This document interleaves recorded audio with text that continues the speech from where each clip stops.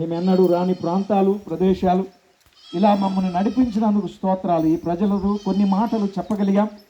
మా ప్రభువా, వారు విన్న విషయాలు అర్థం చేసుకొని మీకెంతో మహిమకరంగా జీవించడానికి వారిని సిద్ధపరచమని మిమ్మల్ని నమ్ముకొని ఆత్మశాంతిని పొందగలుగునట్లు సిద్ధపరచమని కోరుచు యేసుక్రీస్తు నామమున వేడుచూ ఉన్నాము తండ్రి, ఆమేన్. అమ్మా బాబు వినండి, ఇదిగో ఈ అబ్బాయి మీ ఊరికి దగ్గర. ఈ అబ్బాయి తెలుసా మీకు? తెలుసా? ఈ ఊరే. జబ్బుల కోసం నమ్ముకున్నావా అమ్మా? డబ్బుల కోసమో జబ్బుల కోసమో నమ్ముకోలే. డబ్బుల కోసం జబ్బుల కోసం నమ్ముకోలే. ఈయన ఏదో ఒక రోజు చనిపోతే తిరిగి లేవాలని నమ్ముకున్నాడు. యుగయుగాలు ప్రభుతో పరలోకంలో ఉండాలని నమ్ముకున్నాడు. మరి ఈయన కూడా ఈయన తెలుసా? ఆయన యోహాన్ గారు గుర్తేడు.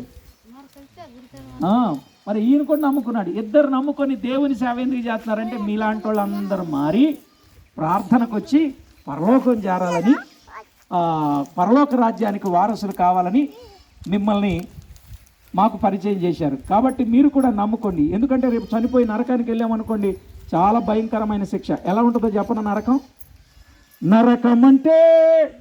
నరకమంటే ఆషామాషి కాదన్నా, అది బగబగ మండే అగ్నిగుండమన్నా, అది బగబగ మండే అగ్నిగుండమన్నా, అది బగబగ మండే అగ్నిగుండమన్నా.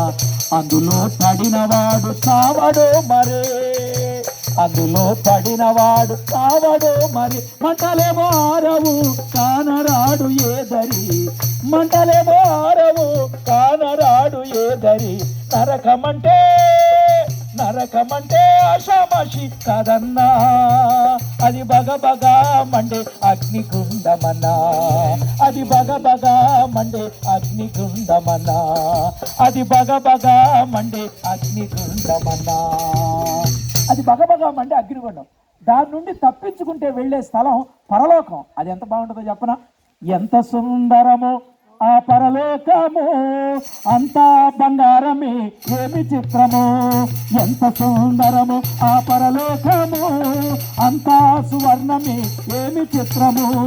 చేరాలనుకుంటే ఆ పట్టణము, చేరాలనుకుంటే ఆ పట్టణము, యేసయ్యకివ్వాలి నీ హృదయము, యేసయ్యకివ్వాలి నీ హృదయము.